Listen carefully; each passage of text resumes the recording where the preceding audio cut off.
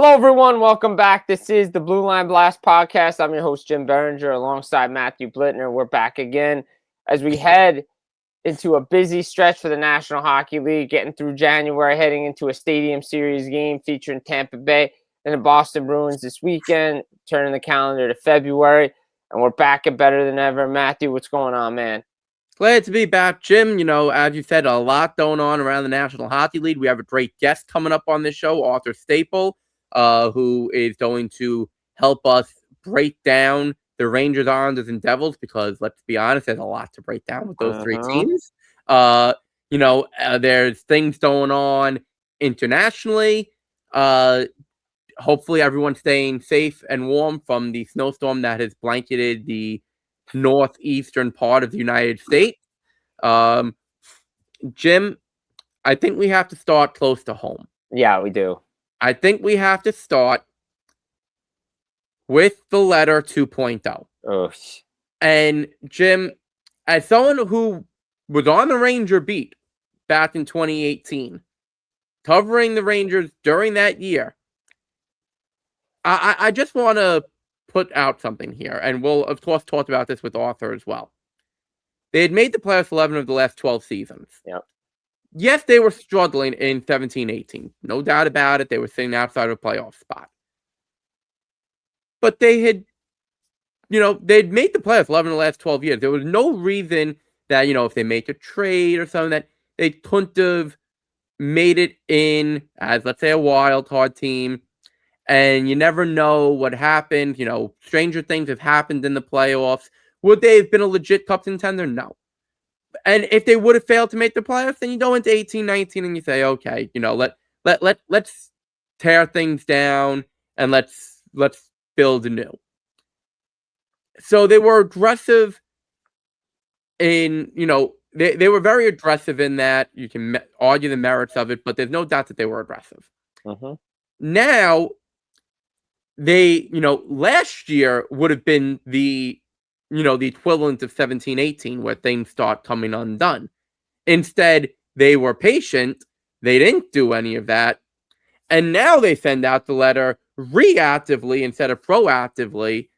And not only that, but Jim, what's the difference between a retool and a rebuild anymore? I mean, they didn't use either of those words back in 2018. No.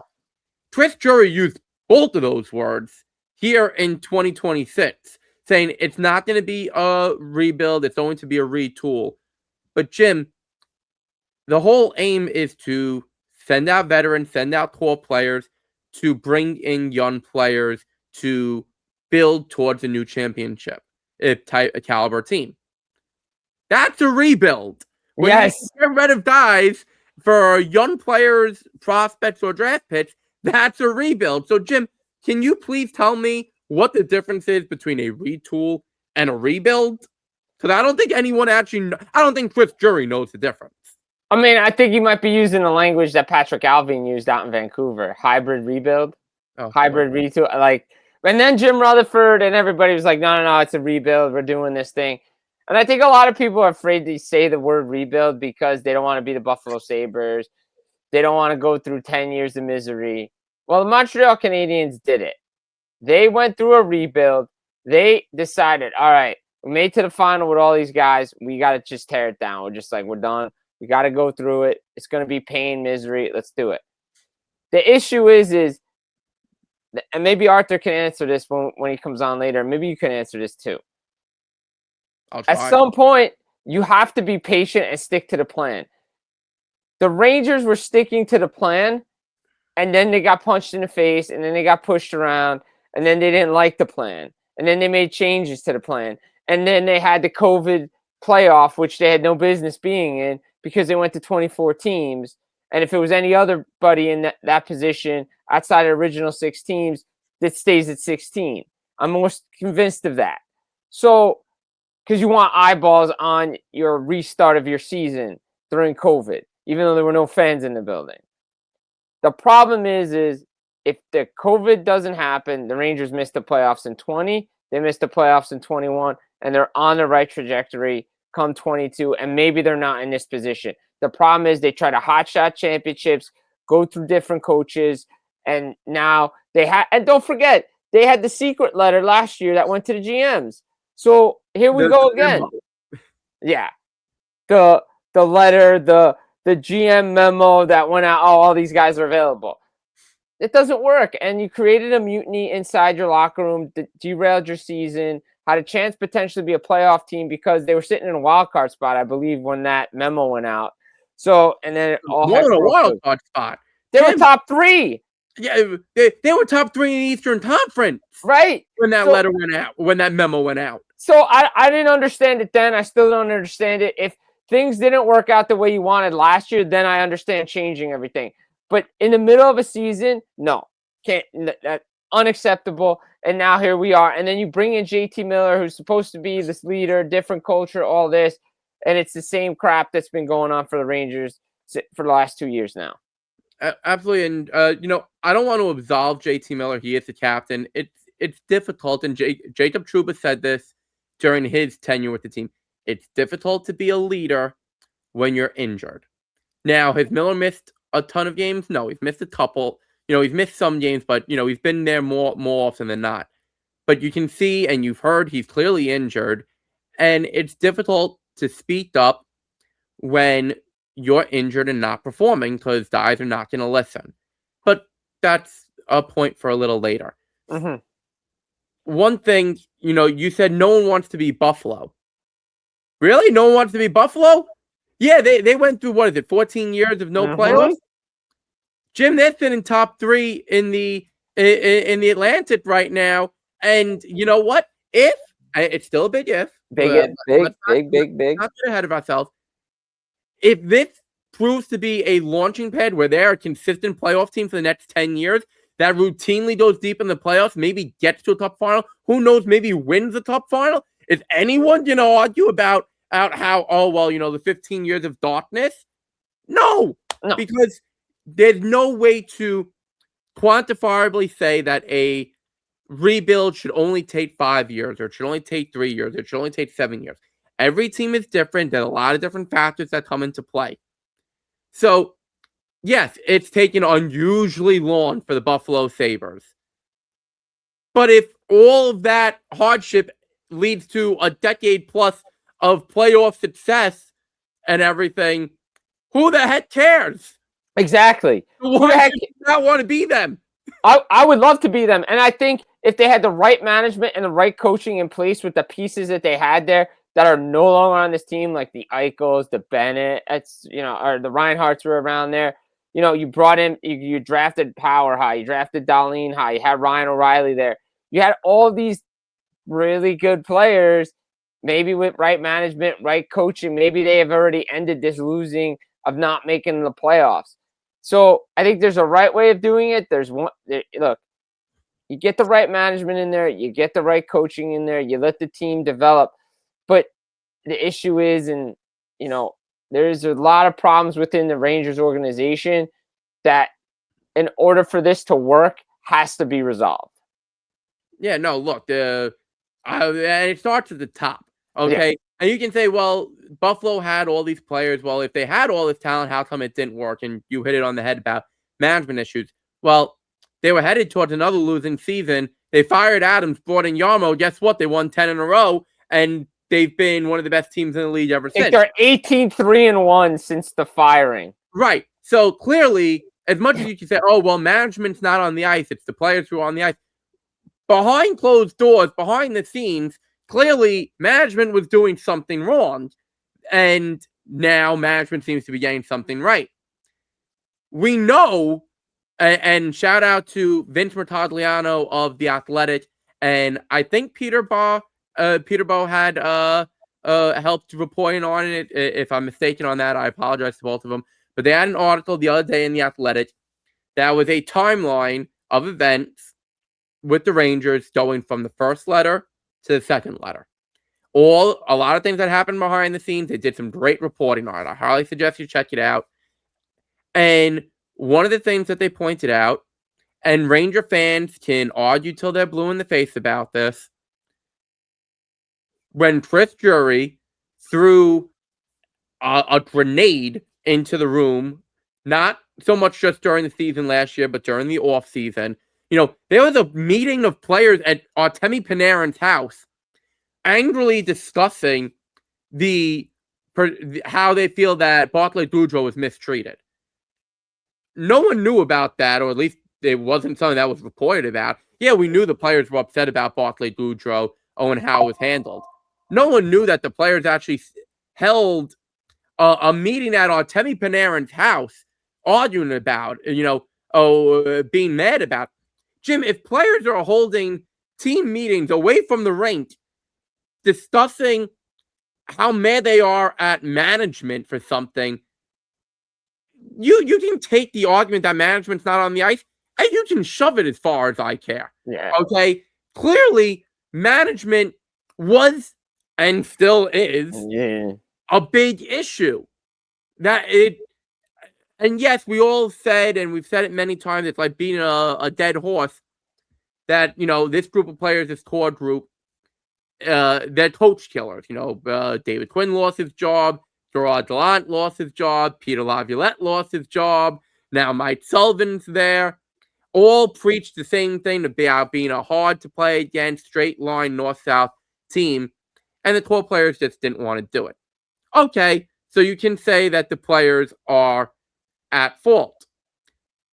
But if management is not doing its job, and if management is, being the distraction, you're supposed to block out distractions. You're supposed to, as management, you're supposed to do everything to keep the players, I don't want to say happy and fulfilled, but you're supposed to do things to make life easier on the players so that all they have to do is go out and think, okay, let's play hockey. When you're shooting yourself in the foot doing what Drury's been doing. Yeah, 100%. You can't throw a grenade into the room and expect, results, right? Like that. You can't, when you create a mutiny in the room, now everybody's like, all right, is the GM the right guy for this? He's created everything. Like you just said the perfect word. Mutiny. It was a mutiny. It was a mutiny. It was a mutiny. Period. End of story. I don't want to hear anything else about it. I said it last year, reported it last year. It was a mutiny. The players had a mutiny. Right. That's what it was. That's why John Tortorella lost his head coaching job with the Rangers after the 2012-13 season. The players had a mutiny. They literally went to Sather and said, we don't want him anymore. Right. So, again, this is an issue, a culture issue in the room. Whatever it is, there's something going on, and they got to fix it. I was very surprised Drury got that extension, considering we know who's running the team. We know who owns the team.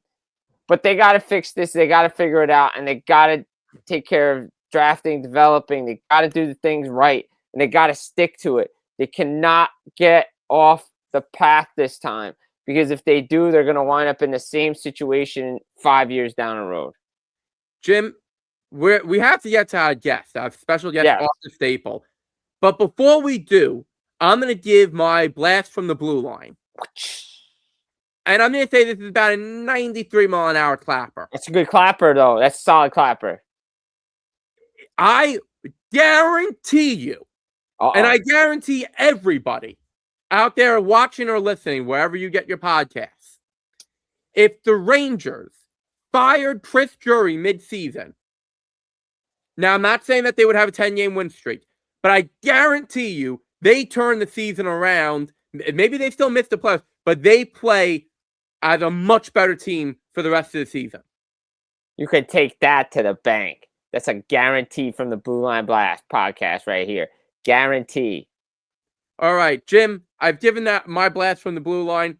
Let's go to our non-existent sponsor break so we can then get to our guest, Arthur Staple, from the Tri-State Hockey Podcast, from the Hockey Night New York podcast, written many different publications over the years. So, Jim, let's get to it. Welcome back from our non-existent sponsor segment, ladies and gentlemen. I'm Matthew Blittner, co-host Jim Biringer, and our special guest of the evening for the Blue Line Blast podcast, Arthur Staple, who the veteran hockey writer in New York and New Jersey, multiple podcasts, including in the Hockey Night New York podcast. Arthur, welcome to the show. It's good to be here. Good to see you guys. As always, and Arthur, we're just going to jump right in. There's a lot going on in hockey right now. And one thing that a lot of fans have been talking about, obviously, is the Rangers with their letter. And it's the letter 2.0, as it's affectionately been dubbed, because they did the same thing back in 2018. And I want to get your thoughts on something here. In 2018, you could argue that they acted aggressively because they had just made the playoffs each of the last 10 out of 11 seasons or 11 out of 12. So there was not really, as much as you saw the downward turn, like they were aggressive in doing it. There was an argument they could have waited to send out that type of a thing for another year. But right now, there is no argument. In fact, the argument is that they maybe waited a year too late when they already sent out a bit of a memo last year to the general managers. What's your take on, did they act aggressively or were they reactive with this letter, and just your general thoughts?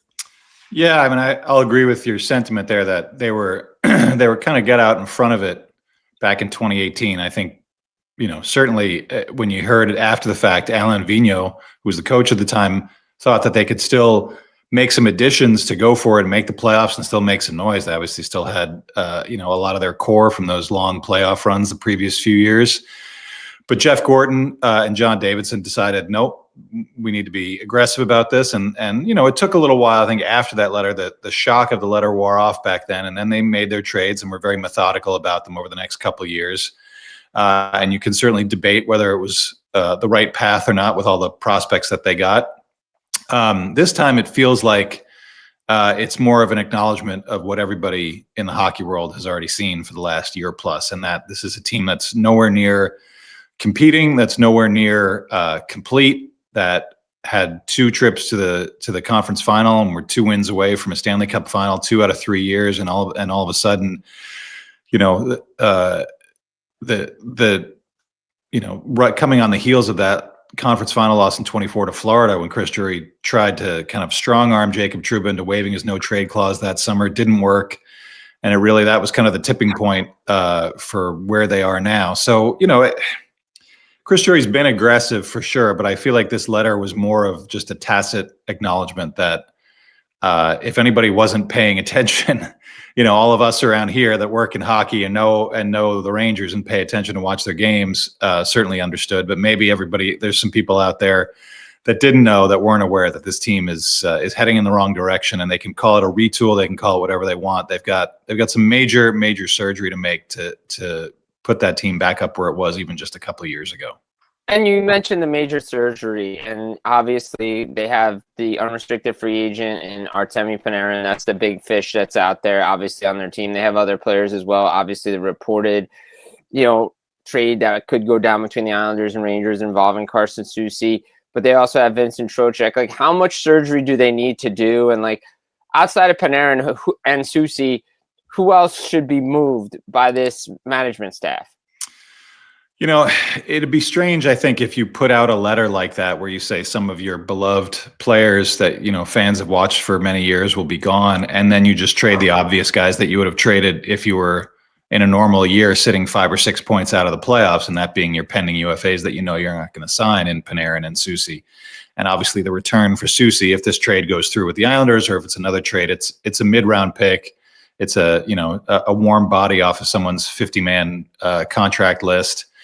Panarin is obviously the bigger fish, but still, that's an obvious move. I think when you put this letter out, you have to really entertain and be aggressive in entertaining offers for just about everybody. You have to, I think Chris Drury did that on the day that the letter went out, went to all of his core guys who have no move clauses to ask them if they wanted to stay. It hasn't really been a hindrance to Chris Drury. If he wants to get rid of somebody with a no move clause in the last year plus, he's done it. So I don't know if those conversations hold a lot of water, but Trocheck is a guy without full no move protection. Alexis Lafreniere is a guy whose no move clause I think kicks in after next season. I think you have to really kind of scour the roster and scour the league and say, just have those conversations. And those GMs have those conversations all the time, even when guys aren't declared to be on the trading block. But I think with Trocheck, you're looking at the timeline of when will this team be good again? Is it next year? Almost certainly not. There's not enough free agents around. There's not enough trades and assets they can give up to get back up and running? Is it the year after? That's it. That's it. And then all of a sudden you're kind of getting towards the end of some of these veterans contracts. So I think it's a difficult spot that they've put themselves in with the letter, because now you've got to commit. And if they don't trade, if they end up going to the trade deadline in whatever it is, about 6 weeks, and you've only traded Panarin and you've only traded Soucy, obviously there's still the summer too. But a guy like Vincent Trocheck, teams want him for a playoff run this year. They want him in their lineup as often as possible. There's lots of teams out there that could use him as a number 2 center with a very affordable contract. Braden Schneider, I think, is another guy that comes to mind, pending restricted free agent. Even though he hasn't really played up to snuff the last couple of years, definitely do a big raise over the 2.2 he's making now. You got to make a decision about that. You want to entertain some offers on him. And I'd even extend it to Jonathan Quick. He hasn't looked great since Igor Shesterkin's been out, but maybe at 40, if he's going to hang him up, he wants to chase one more ring.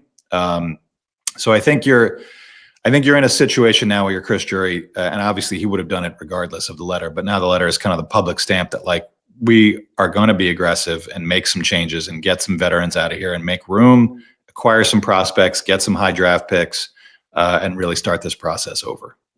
Very well put. And now, there's something very curious about this whole situation, or at least one of the many curious things, I should say. We know for a fact over the years that owner Jim Dolan is not a very patient man. We've seen it with the Knicks. We've seen it with the Rangers. It's just not his style.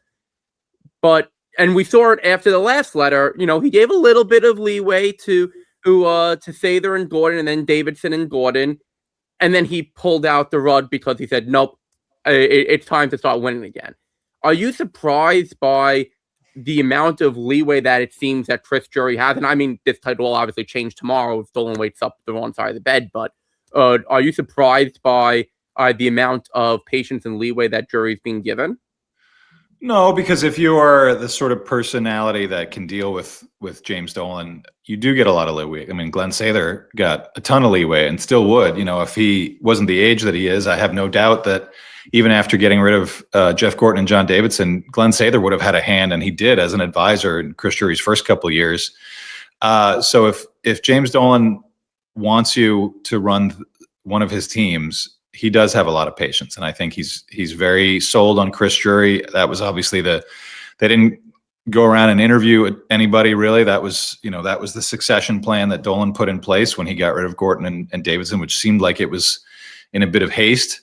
But Drury was his guy, and Drury still continues to be his guy. He got an extension last summer. I know that, like you said, Dolan could be a little temperamental and decide that he's had enough, but I think Drury's going to get some leeway here for the next few years to turn this around. And I know that's not necessarily music to Ranger fans' ears, because he hasn't really shown that drafting and developing is his strong suit, and that, there's an argument to be made that drafting and development has not been the Rangers' strong suit for a long, long time.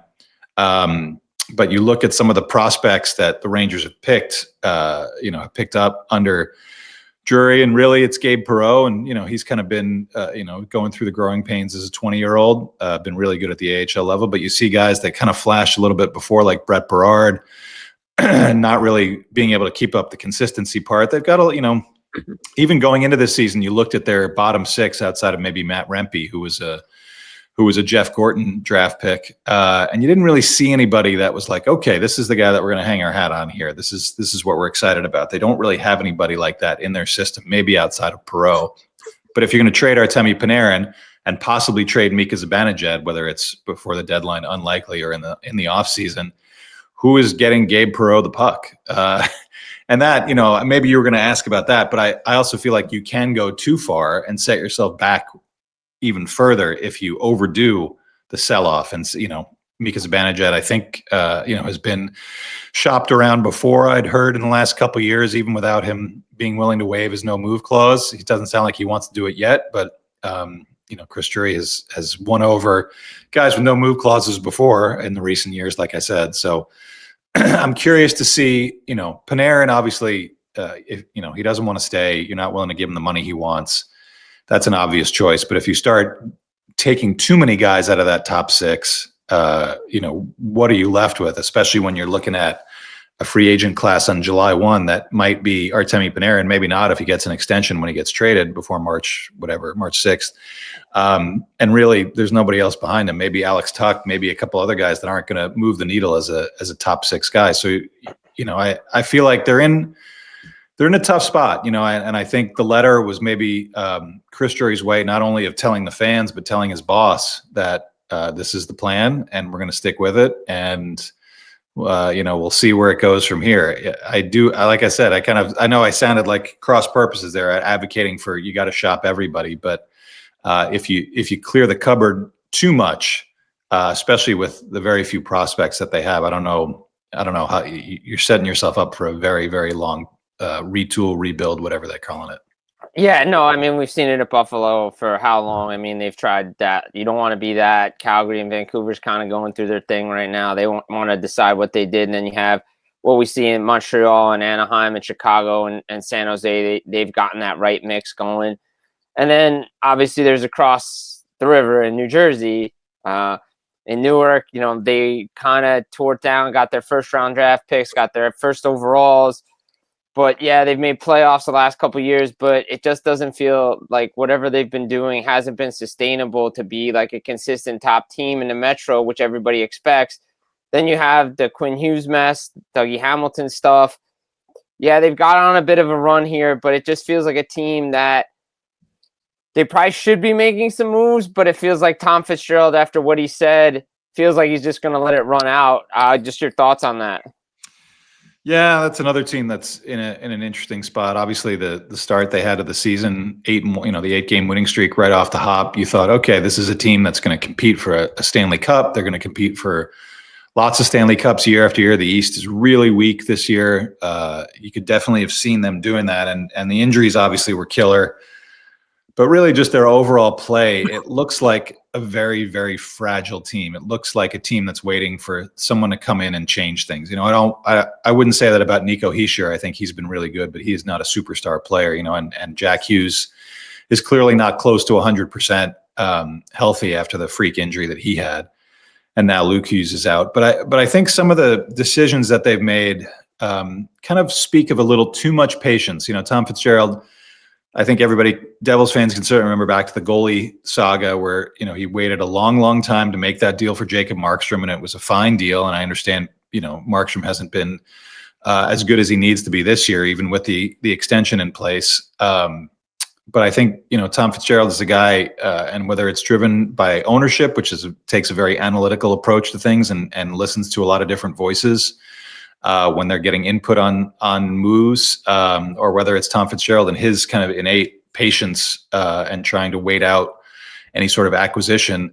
I think they missed the boat a little bit, obviously. The Quinn Hughes situation, I certainly couldn't fault them for thinking this guy is going to come to us, whether it's now or on July 1st, 2027, because it's been pretty plainly stated. It was plainly stated by Jim Rutherford that Quinn wanted to play with his brother. So, maybe they thought they had an exclusive window to negotiate with Vancouver on that, and they obviously needed to make some other moves to clear out enough cap space to bring Quinn Hughes in.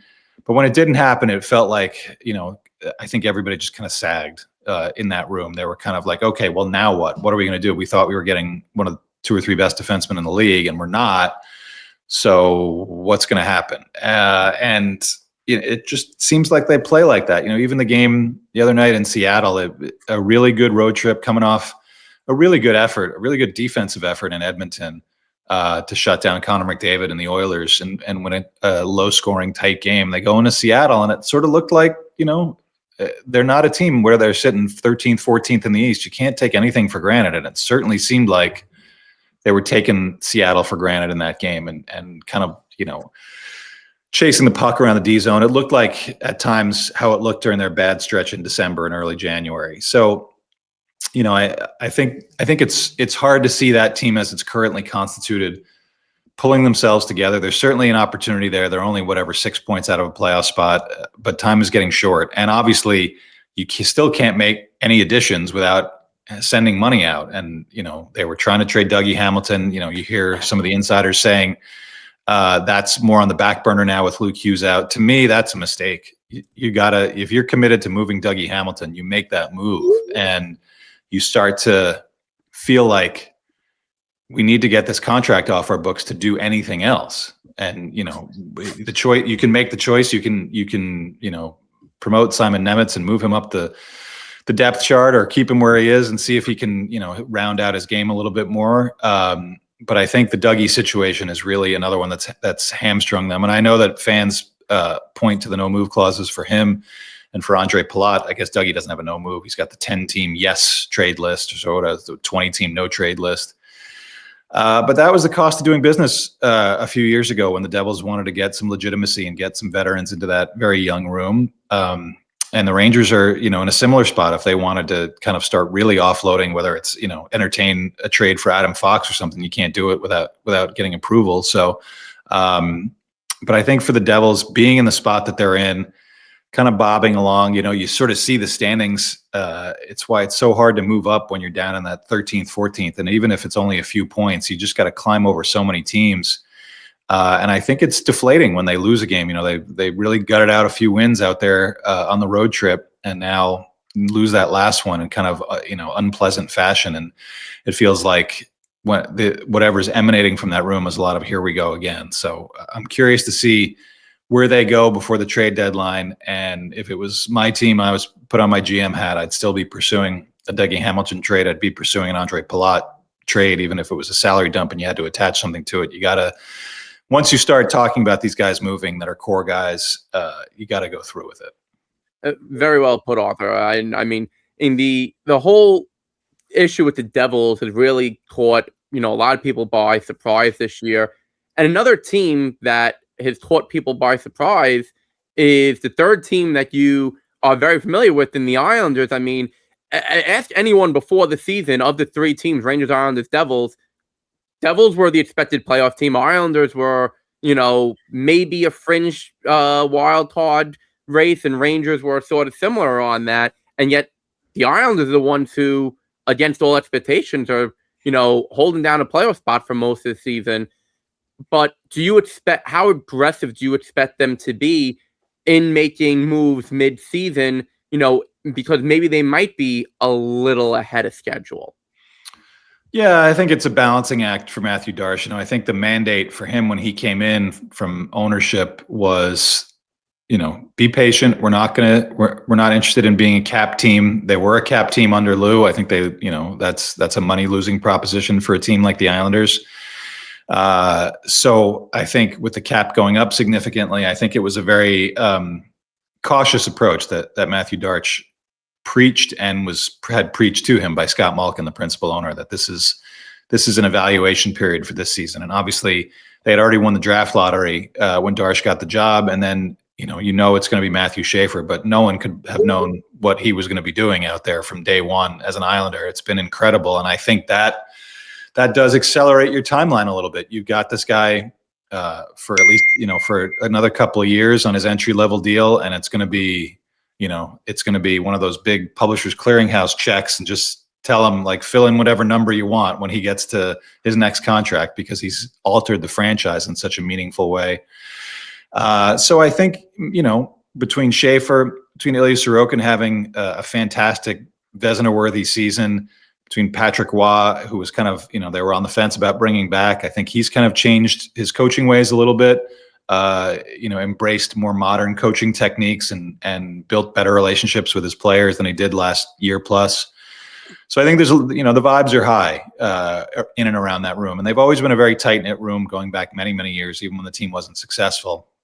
But I think now kind of having that aging core and then the breath of fresh air of Schaefer, Waugh, kind of a new outlook, and Sorokin really playing at such a high level. Yeah, and I think then you also factor in who's scaring you in the East right now. I understand Carolina's doing what they do in the regular season, but are they a bona fide Stanley Cup finalist? They're playing with a goalie they signed off the street is their number one goalie. So it's always the same issues for them.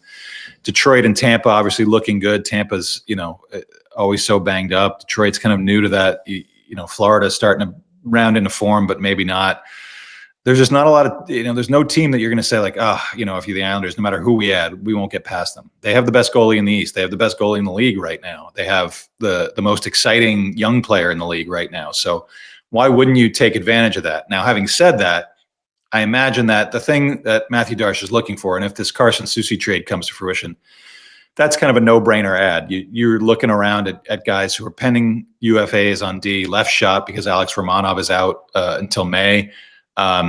They've really not found anybody to play that third pair left side very consistently so far this season. So that one I think is, and it's certainly going to be a low-cost addition. So that one makes a lot of sense for where the Islanders are right now. I think the place that they need to be looking a little bit more seriously is up front, particularly on the wing. I've thrown Jordan Kyrou's name out there a ton. St. Louis always seems to be dangling and then not dangling all of their long-time core guys. So we'll see if that comes to fruition, if he even gets moved. But the Islanders need scoring. They need a reliable scoring winger, either to put with Matthew Barzal or put with Bo Horvat. They're a very good, well-built team that needs all 18 guys pulling on the rope together to win games. But, they've gone through a pretty serious dry spell the last month and a half. They still give up a lot of scoring chances. They need to tighten that up. And when you're not scoring, playing the aggressive style that Patrick Roy wants, you definitely are going to struggle a little bit, and guys are going to get frustrated and get out of position. So, I think if there's a younger, and this is kind of the unicorn for every team, it seems, a younger, cost-controlled, scoring forward to put into your top six, that would be ideal for the Islanders. But they do have the assets to make this happen. They have guys like Cole Eiserman at BU, who's not a Matthew Darche pick, obviously. They have an extra first-round pick from Colorado that's almost certainly going to be in the 30s next June. So you can get a lot done with a prospect or two and an extra first-round pick. And I don't necessarily know that it's going to happen or expect it to happen, but I would feel like that's the avenue that Matthew Darche needs to be exploring, that not just for this year, but in this window of having Schaefer in his exciting day, early years, having Sorokin at his peak, having guys like Horvat having good seasons. You want to take advantage of it, and you want to press a little bit, because you do see some teams that whether it's the Rangers, Columbus changing coaches, the Devils we just talked about, Islanders could stay in that 2-3 spot in the Metro for a long, long time if they're able to improve now and in the future. Arthur, thank you so much for all that analysis of the three local teams. Ladies and gentlemen, make sure, of course, that you check out Arthur Staple on the Tri-State Hockey Podcast, as well as the Hockey Night New York podcast, among the other places that he contributes to. Arthur, before we let you go, 30 seconds or less, your pick to win the Super Bowl in 2 weeks from now. Well, I'm not a big Patriots guy, so I'm going to go with the Seahawks. It'd be nice to see Sam Darnold complete the redemption story, and they seem like a team that's primed, having such a great year. So I'm going to go Seattle. Seattle all the way, Sam Darnold all the way. And Arthur, thank you so much for joining us. And ladies and gentlemen, we'll be back with more Blue Line Blast podcast after this non-existent sponsor break. Ladies and gentlemen, welcome back from our second non-existent sponsor break of the show. The Muds, there it is. I'm telling you, we got... Come on, people out there, if you want to sponsor the show, we've got a mug right there. We're going to put your logo on it as just the first of many activations. But seriously, we will do it. I will have it made. I'm done chilling for the moment. Jim, that was a great conversation we just had with unbelievable of the Hockey Night New York podcast and the Tri-State Hockey Podcast. Now it's time for us to once again get into some Olympic talk. But before everyone tunes us out, we're not going to talk about the arena. No, we're not going to do that. No. We're going to debate certain roster spots for Team USA. Mm-hmm. Jim, I'm going to get the ball rolling here. Ooh. Well, I'm going to get the puck rolling. There is no reason that JT Miller should be on this team. Zero. He's not having a good season. Now, yes, is that partly due to injury? Of course. Not, can't say it's just he's lost his skills. He has been injured. What did he do on Team USA at Four Nations? Nothing. No, he was non-existent. He really wasn't existent. And at least in the games I saw in Boston and Montreal, when we were both there in Boston, he was invisible. Right. He had 1 point, and yeah, he had a fight. Which obviously is not allowed at the Olympics. What's he doing on this team? when you've got guys like, and I know you're going to bring it up, but Caufield and Jason Robertson, who are not on the team, who, Jim, correct me if I'm wrong, isn't Caufield the record holder for most goals in U.S. national program development history? Yes. Wouldn't you want a guy like that who can score goals on your team? Yes. Jim, what are we doing? Look, unpopular opinion here, but Bill Guerin, the Minnesota Wild general manager, the general manager of Team USA at Four Nations in here, wants to put his team together in a certain way. He wants the size. He wants the grit. He wants guys that can check along the boards. However, Matt, last time I checked, they lost by a goal at Four Nations in a gold medal game. What does Cole Caufield do? He scores goals. That's what he's done at every level. Did it at Wisconsin. He's done it at the AHL level. He's done it at the NHL level. This kid needed to be on Team USA. I don't care about his size. I don't care his build. Get him the puck. He's going to score. He's going to be on the team. He's behind Jason Robertson. Robertson's another guy. They're 1-2 for Americans this year in scoring in the National Hockey League. There was no reason either one of them should have been left off this team, considering that the goal scoring went dry in a gold medal game. And with the rink dimensions that they have, and it's the only time I'm bringing it up, but it's to make a point. When the rink dimensions are a little bit smaller, it favors the fast guys like a Cole Caufield, like a Jason Robertson. They're going to be in position more to score goals. This is what they need to be here. He just had a hat trick in Boston. I don't know what else he has to do. Oh, by the way, Cole Caufield scored the game winner against with 15 seconds left against Minnesota. I know Bill Guerin wasn't in the building, but still, he made a point. The same night, Jason Robertson did his thing. So there's guys on this team that really we need to reconsider before going over to Milano Cortina. I know you can change the roster. There's guys on there. Look, I would be okay, to be honest, but they're not going to do it. But, hey, you want to say, Jack Hughes, you're still hurt. We don't want you shouldn't be there. Got to rehab your hand, finger, whatever. Put Caufield there. Put Robertson there, whatever. But JT Miller should not be there. I'm okay with Vincent Trocheck being there just because of what he provides to the team. But a guy like JT Miller, and heck, look, I know Jackson Lacombe was high on everybody's list going into the orientation camp, and he's replacing Seth Jones. To me, when you have a guy like Cale Makar on the other side playing for Team Canada, I don't understand why a guy like Lane Hutson is not on this team either. Lane Hutson absolutely should be. The Jackson Lacombe, that one still mystifies me. I do not have anything to say on that other than it's just mystifying to me on that. I mean, I cannot see an argument for why that decision was made. Jim, I'm going to throw out a name right now who should be on Team USA, and I'm going to take out Vincent Trocheck. Yes, I know what that Trocheck brings, the defense and all that. But last and I know, again, the smaller rink dimensions, the game's going to be tighter. But, Jim, as you said, and as we've said, they lost at Four Nations by 1 goal in overtime. They need goal scoring. Vincent Trocheck does not bring that. And what's he going to see? 12 minutes a night on the fourth line? They could have someone who is going to provide offense in those 12 minutes instead. And you know who I'm saying that should have been in? Now, I don't know whether he was under consideration or not. Where's Patrick Kane? Yes, I know he's up there in age. He's got 30 points in 38 games this year. He's still Showtime. Yeah. He's still Patrick Kane. He's about to pass Modano for most points ever by an American in NHL history. The guy is still a productive player. Okay, sure, you don't want to put him on the top 2 lines. That's fine. Put him on the 3rd or 4th line. Let him play 12, 15 minutes a night. He's gonna get his points. He's gonna score. Yeah. Like, I would love to have him on the team, to be honest. I think he's earned his way on this team. I think he's been playing really well this year for Detroit. Him and DeBrincat have been playing really well. Him, Larkin, DeBrincat have all stepped up their games this year for Detroit. That's why they're in a playoff position. I'd have no ill will for Patrick Kane to be on there. 88 one more time at the Olympics, because this is probably his last chance at it. Why not? Sure. He came up. He knows what it's like. He came up short. He came up short to Canada. I believe he was on that 2010 team that came up short. So yeah, I would definitely have Patrick Kane on that team. Why not? There's so many handful of decisions that you look at the roster now and you say to yourself, I think I could make a move here. Put a Caufield there, put a Robertson here, maybe a Nyes with Matthews, like something that just it does something more.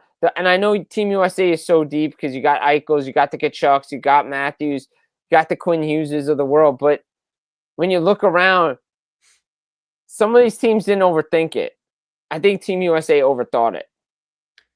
Team USA absolutely overthought it. I mean, they're so worried about, and yes, you need to be worried about defense and all that, because you can't just say, oh, well, we're going to run and gun. First of all, you're never going to beat Canada. Just don't run and gun. Canada's way too talented. That's just not going to happen. So I understand about that. But in an Olympic setting where physicality is not really a thing, and even with it being a smaller rink, you got to have the skill. You got to have the offense. It's like, I'm going to find the perfect comparison right here, because I've been guilty of it in the past. It's like those guys in fantasy football when you have a redraft, every year when you're in a redraft league. Yeah, there's the rankings where you can see where the players are expected to go. Yeah. And generally it's based upon, star player, is going to get this much. And then as you go along, and then people try to get cute. They try to get smart. Oh, all these players are projected to go in the 4th round. I'm going to take this guy who's projected to go in the 6th round because I think he's going to be a steal. And you know what? I think he's going to bring a better compete level to my fantasy team. What do we do? What are people doing? What are we doing? Team USA is doing that. Instead of going with the best players available, and again, you can't just make an all-star team, because you do have to make sure there is some defense, and you have to make sure the team gels, which is important. But Jim, most of these guys know each other. They've played with and against each other. I don't know that gelling is necessarily going to be too much of an issue.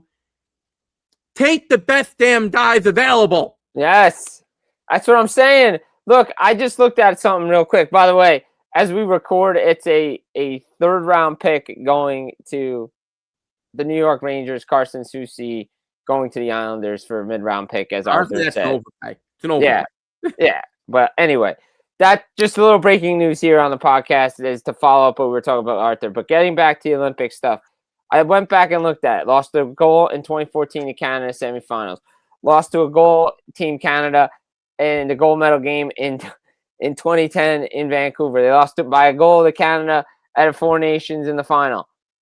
You would think you need some goal scoring. Oh, by the way, the 96 team that Bill Guerin was on, the 02 team that Bill Guerin was on, they had some goal scorers there.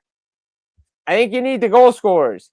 I'm just saying, you could play D all you want, but eventually you still need to score. And last I checked, you still have to score goals and outscore your opponent. You could play defense till the cows come home. You still need to find a way to score a goal when it matters. So I would put Cole Caufield on this team, and I would put Jason Robertson on this team. And look, Brock Nelson's having a heck of a season, by the way, out in Colorado. I'd love to see that translate over for the Americans for the Olympics. I'm not sure it will either. Look, we've said it so much. And I'm rooting for Team USA, obviously, all the way. I think you are too. Yes. We obviously want the U.S. to get over the hump in this, but they have to figure things out better in terms of roster building. Mm-hmm. So that's all I'm going to say on it. And Jim, as I was just saying, it is an overpay for, to give up a 3rd rounder for, for the Islanders to give up a 3rd rounder for Carson Soucy. But, I believe that's what the Rangers got. Yes. For him, gave up for him in the first place. So I guess a 3rd out, a 3rd in, who knows? But Jim, I think we put a bow on it. I think we closed the book on everything tonight when it comes to the Olympics, when it comes to the Rangers, Devils, Islanders. Now I think we come full circle here. So as I bid everybody adieu, thank you. Wait a second. Jim, there's something we forgot. Time. What did we forget? January 30th, in a few days from now. Ooh. Netflix is debuting the Oh, premiere yes. of a brand Oh, new yes. 1980 Audible. on Ice documentary that, according to team captain Mike Eruzione, this is coming from Eruzione. This is not coming from fans or anything. This is coming from the man himself. He says this film, this documentary, whatever you want to call it, that Netflix is debuting, is better than the movie and better than the documentary that were out previously. Jim, if we're talking Team USA and we're talking Olympics, we have to make sure to plug that. Yeah, I mean, look, I'm looking forward to watching it. I'm looking forward to seeing the documentary. Can't tell me no. I've heard a lot of the stories from these guys, met these guys when they did their 35th anniversary for the Miracle on Ice up at Lake Placid. Met all of them, heard the stories. I love the O2 documentary on HBO that they did it. Real Sports did it. I think that still holds up water. They did the 30 for 30. I think Fatisoff did one with Lake Placid, and a bunch of guys did stuff there from ESPN. They did one. Let's see if it holds up. The trailer looks good. Everybody, hey, look, when you're still talking about something that happened in 1980, about what happened with some college kids beating a professional hockey team in Lake Placid, look, I can't wait to hear some of these stories again, watch it again, because it is Olympic time. And it's a shame that the Russians aren't there, but it's okay. I cannot wait, because anything revolving around the 1980 U.S. men's hockey team is always, always a great watch. Absolutely. And Jim, I've gotten to meet a lot of those players and staff, from that team over the course of my career. I interviewed a number of them. This should be, one heck of a watch. And now I think we can get back to the wrap up. I think I can wrap it up. No more audibles, right? Right. No more audibles. No more audibles. Close the book. Full circle. I bid everybody adieu. I appreciate, and we appreciate everybody watching and tuning in, listening to the Blue Line Blast podcast. Jim Biringer, Matthew Blittner. Thank you to Arthur Staple again for coming on, talking some hockey. We'll be back again next week, guys. Take care.